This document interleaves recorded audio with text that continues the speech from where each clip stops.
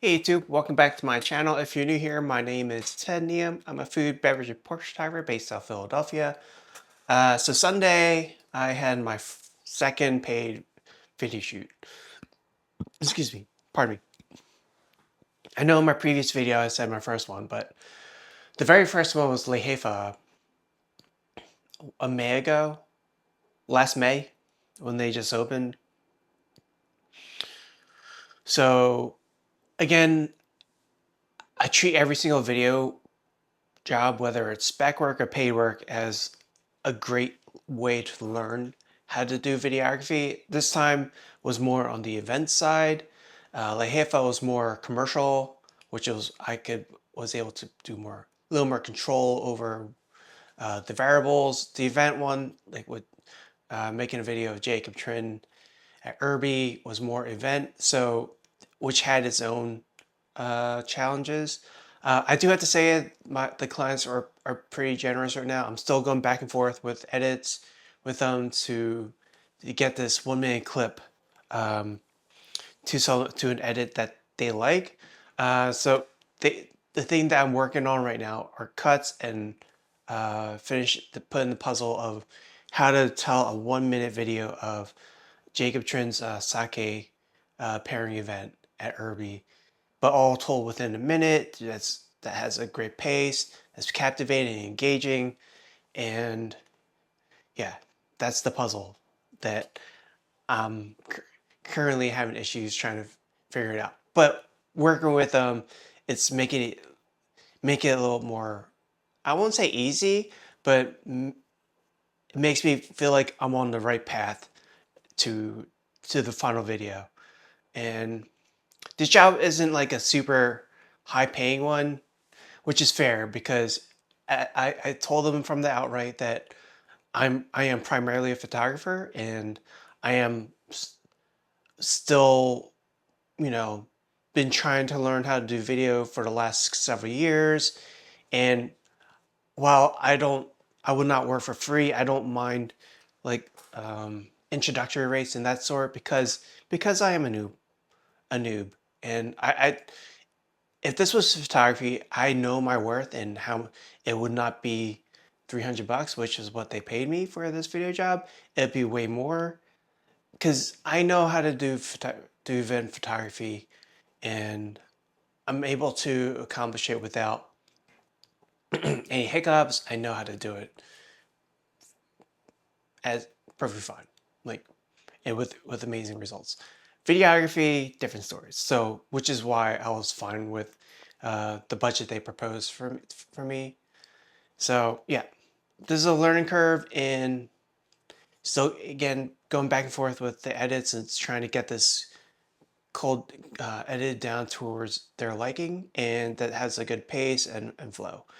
So there's a lot of things I learned on this shoot aside from just what I just mentioned. I tested all my gear before the shoot. I tested the Friday, Saturday beforehand, make sure everything's good. But as with anything, there's always something that goes awry, even though you test it to make sure you iron out all the functions.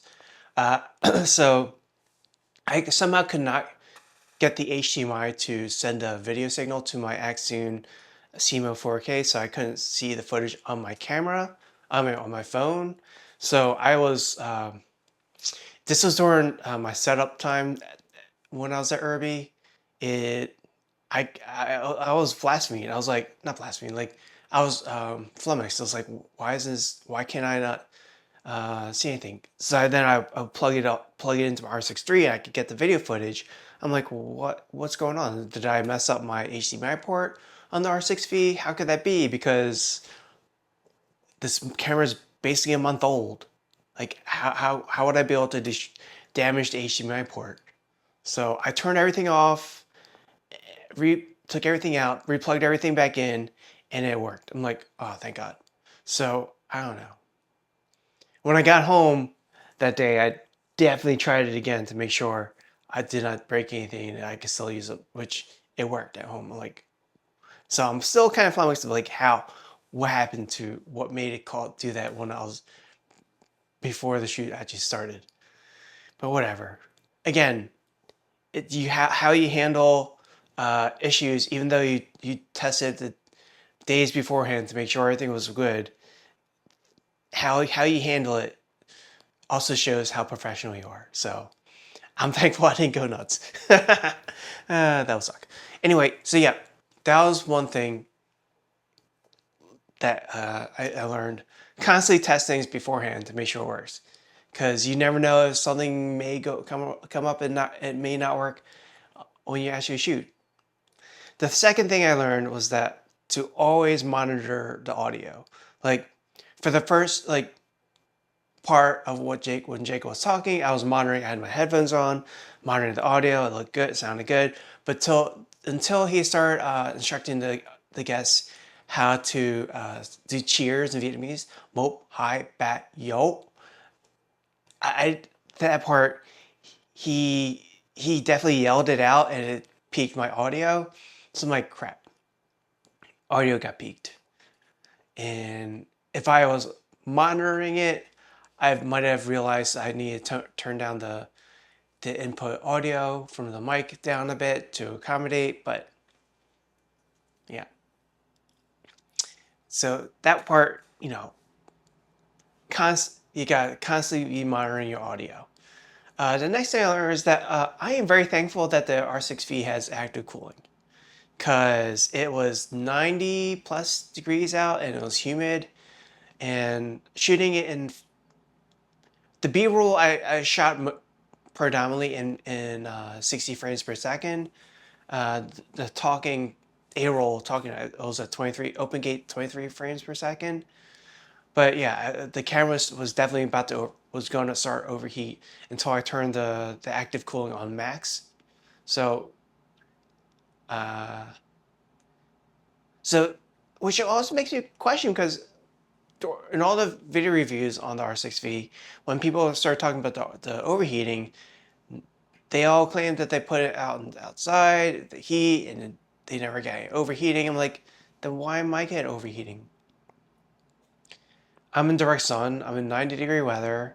Maybe it's my CF Express Type B card, but I'm like, I'm kind of in the same. I kind of have the same variables as everyone else, but I'm getting overheating. Are they not being accurate with what they're telling people, or is it my CFS Compact Flash B card? Because I use the Angelbird 1 TB card.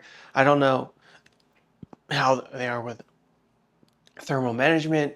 I'm wondering if that is the leading cause for the overheating. But again, this camera has active cooling, so isn't that big of a deal. I don't think I heard the fan go, even though I was blasting it on max fan speed. I don't think the audio picked it up. But yeah, thank God for active cooling. The other thing is that I really should have went through with Jacob on to the flow of the event, so I know where I need to be.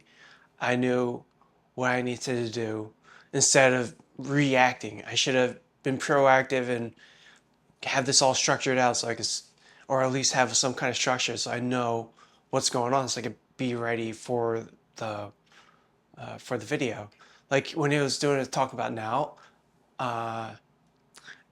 I basically caught it right at the last second when he was about to start talking about it. I'm like, oh shit, because I was doing B-roll of one of the people serving the sake to the guests. So, and then Jacob started going in. I was like, oh shoot.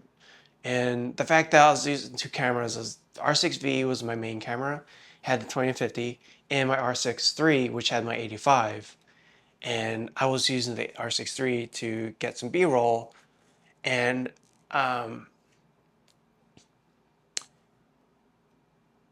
it's not like I could put the R6V down somewhere and then pick it back up like if I was doing photos. It's a little bit different with the rigged out camera. So yeah, which this will lead me to a next point, but having a much more structured plan would have made this a little bit easier and better for me. The next thing is like I do recognize the necessity of having that 24-70. I know it's heavy, I'm you know I'm not a big fan of that clinical look that 24-70 gives, and I'm still in the mindset of just shooting primes because in photography I could move around, I could move zoom with my feet, I could do all that stuff with primes, but with the 24-70 with zooms.